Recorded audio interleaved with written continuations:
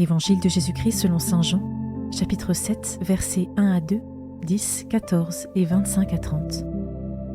En ce temps-là, Jésus parcourait la Galilée.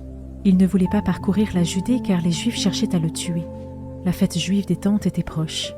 Lorsque ses frères furent montés à Jérusalem pour la fête, il y monta lui aussi, non pas ostensiblement, mais en secret. On était déjà au milieu de la semaine de la fête quand Jésus monta au temple. Et là, il enseignait. Quelques habitants de Jérusalem disaient alors « N'est-ce pas celui qu'on cherche à tuer? Le voilà qui parle ouvertement, et personne ne lui dit rien. Nos chefs auraient-ils vraiment reconnu que c'est lui le Christ? Mais lui, nous savons d'où il est. Or le Christ, quand il viendra, personne ne saura d'où il est. » Jésus, qui enseignait dans le temple, s'écria « Vous me connaissez, et vous savez d'où je suis? Je ne suis pas venu de moi-même, mais il est véridique celui qui m'a envoyé, lui que vous ne connaissez pas. Moi je le connais parce que je viens d'auprès de lui, et c'est lui qui m'a envoyé. On cherchait à l'arrêter, mais personne ne mit la main sur lui, parce que son heure n'était pas encore venue. »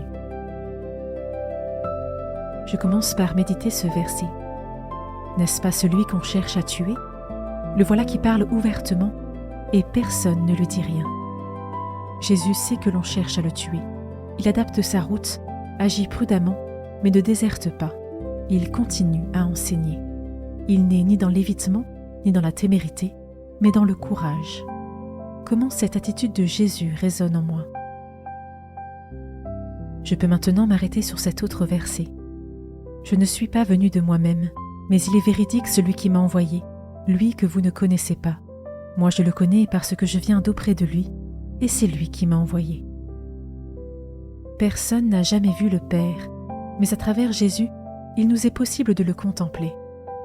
Je peux prendre une minute de cœur à cœur avec Jésus, Fils de Dieu, qui me révèle Dieu le Père. Je peux terminer cette méditation en prenant une minute pour me tourner vers le Seigneur, et avec confiance, je peux lui demander les grâces dont j'ai besoin pour persévérer dans la foi avec courage. Je conclus maintenant ma prière. Je remercie Dieu pour sa présence et ses grâces. Belle journée et à demain.